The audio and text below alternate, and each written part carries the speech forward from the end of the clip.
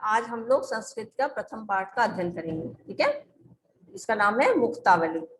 इसमें आप लोगों के अनेक श्लोक दिए हुए हैं जो कि संवाद के माध्यम से बताया गया। ठीक है, तो हम लोग पढ़ना शुरू करते हैं। प्रथम पाठ। शशांक नाम है बच्चे का। ठीक है, बोलता भो मित्र किमर्थम चिंतितः त्वम। हे मित्र, किस लिए तुम चिंतित हो। समीर बोलता है किम बदानी, मैं क्या बोलूं। आगामी सप्ताहे श्लोक गायन प्रतियोगिता भविष्यति। अगले सप्ताह श्लोक गायन प्रतियोगिता है। तस्याम अहम सुंदरानी पद्यानि गास्यामि, उसमें मैं सुंदर पद्य को गाऊंगा, श्लोकों को गाऊंगा। शशांक तत्र बाधा का, उसमें क्या बाधा है। तुम अगर श्लोक गाओगे तो उसमें क्या बाधा है। समीर बोलता है अहम तु अधुना यावत पद्यानाम चयनपि न अकर्वम, मैं अभी तक कौन से श्लोक गाऊंगा इसका चयन नहीं किया है कि मैं कौन सा श्लोक पढ़ूंगा या गाऊंगा। शशांक किम त्वम अस्माकं पुस्तके एतानि शोभनानि मुक्तानि अपश्य, क्या तुमने हमारी पुस्तक में ये अच्छे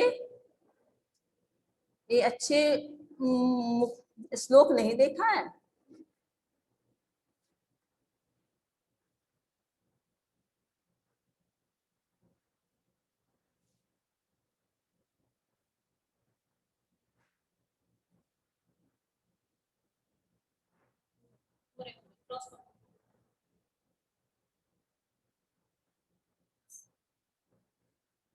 ना तू नहीं देखा, तदा पशु से देखो। यथा ही एक, अब ये पद है, श्लोक है। यथा ही एकेन चक्रेण न रथस्य गतिर्भवेत् एवं पुरुषकारेण विना देवम न सिद्ध्यन्ति। ये आपके श्लोक हैं, इसका अन्वय किया गया। अन्वय किया गया मतलब उसका गद्य रूप दिया गया है, इसके आप अर्थ समझें। यथा ही एकेन चक्रेण रथस्य गति न भवेत्, कि एक चक्के से रथ आगे बढ़ नहीं सकता, उसमें गति प्राप्त नहीं हो सकती। एवं एव पुरुष कार्य बिना देवम न सिद्ध्यन्ति, इसी तरह पुरुष अगर कार्य करता, आदमी अगर कार्य करता है तो उसे यदि सौभाग्य की प्राप्ति नहीं हो तो वह कार्य सिद्ध नहीं होगा। इसका अर्थ यह है किम अपि वाहनम एकेन चक्रेन गंतुम समर्थ न भवति, कि जो वाहन है, रथ है, वो एक चक्के से चलने में समर्थ नहीं है। तस गमनाय द्वये एव चक्रियो उपस्थित अनिवार्य, उसे चलने के लिए दोनों चक्के का होना अनिवार्य है। एवं एव परिश्रमेन सौभाग्येन च दयो एव सहयोगेन मानव सफलता प्राप्नोति, इसलिए परिश्रम और सौभाग्य ये दोनों के सहयोग से ही मानव सफलता प्राप्त करता है। एकस अपि अनुपस्थिति कार्य से सफलता नश्यति, किसी एक ही अनुपस्थिति से कार्य सफलता नहीं होती है। यदि आप भाग्य के भरोसे सोए रहेंगे तो आपको किसी भी कार्य में सफलता नहीं मिलेगी, उसके लिए आपको परिश्रम करना पड़ेगा।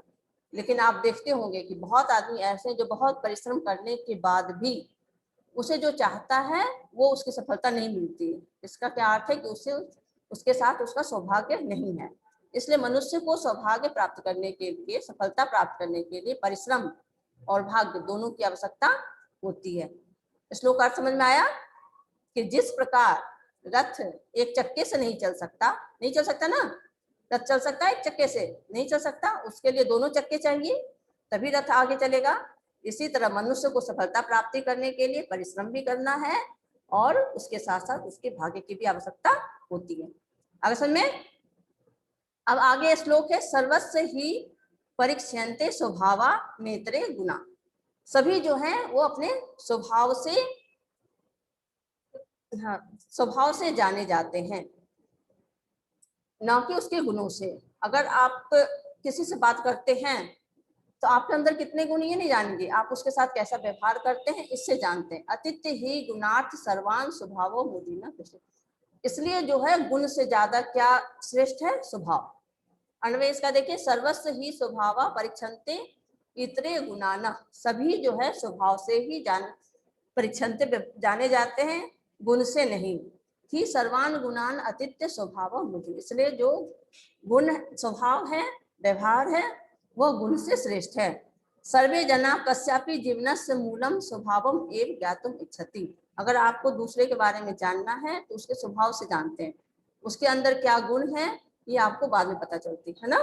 अगर आप किससे बात कर रहे हैं, आपके प्रति वो अच्छा व्यवहार रखा हुआ है, तो आप उसको क्या मानिएगा, अच्छा ही मानिएगा।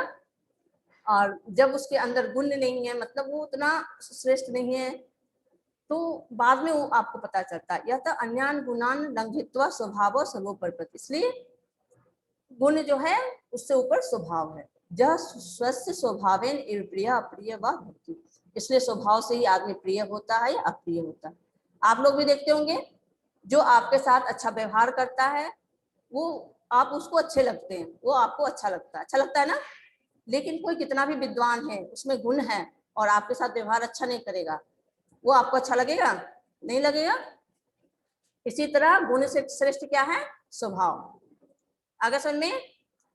अब आगे, यस्मिन देश न सम्मानो न वृत्ति न बांधव, जिस देश में न सम्मान है, न धन है, न रिश्तेदार है, न च विद्यागम कश्चित तम देशा पर, न ही विद्या प्राप्त करने का कोई साधन है, ऐसे देश में नहीं रहना चाहिए, है ना।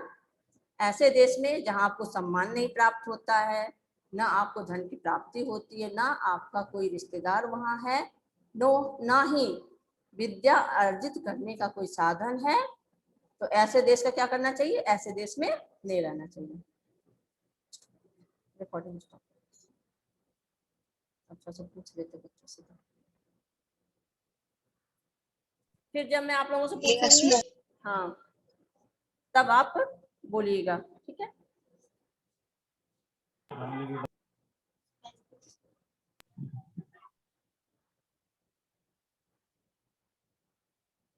इसी श्लोक का अन्वय है, यस्मिन देशे सम्माना न वृत्ति न बांधव न च विद्यागम च न कश्चित अपि देशम वर्जित, ठीक है। जिस देश में मनुष्य का आदर नहीं होता है, आजीविका का कोई साधन नहीं होता है, विद्या प्राप्ति का कोई साधन नहीं है, कोई बंधु बांधव नहीं है, उसका हमेशा त्याग करना चाहिए। उसके बाद आगे श्लोक है, कुसुम अस्तबक कस्येव द्वे वृत्ति न मनस्विना सर्वेषां मूर्धीन वा तिष्ठेत विसिरियेत बने अथवा। इसका अन्वय है, कुसुम तस्य इव मनस्विना, फूलों के गुच्छों की तरह आदमी की दो वृत्ति होती है, मतलब दो गति होती है।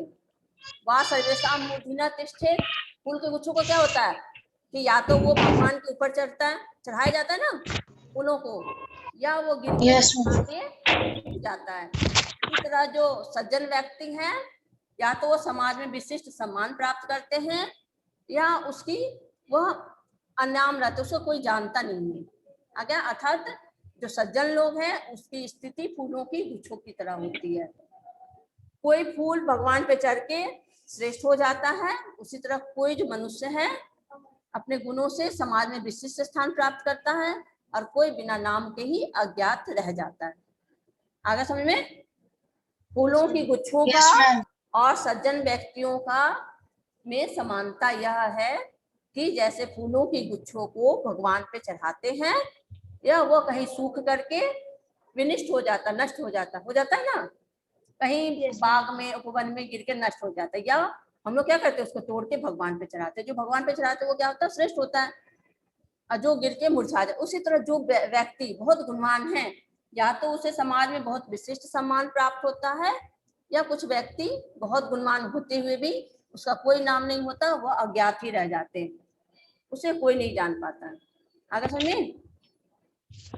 समझ में आया? एक बार बताते हैं कि जो सज्जन व्यक्ति है,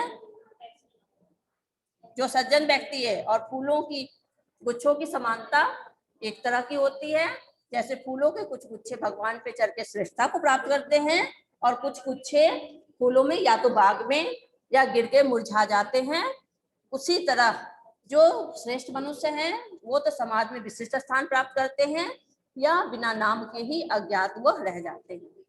आगे सुने, आगे पढ़ेंगे। ना विषको ना संस्कारो सिंहस्य कुर्वन्ति मृगा विक्रमार्जितस्य राजस्य स्वमेव मृगेन्द्रता।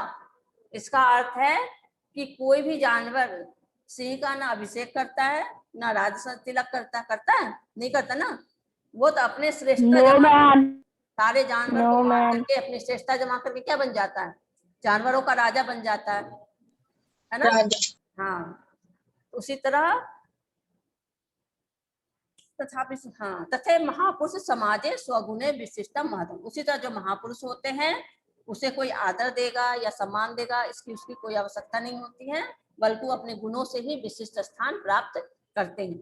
जो गुणवान होते हैं जैसे महात्मा गांधी थे, है ना, उनको लोग क्या के समाज में बहुत ज्यादा विशिष्ट स्थान प्राप्त हुआ, है ना, क्योंकि वो अपने गुणों से सभी को प्रभावित किया, है ना।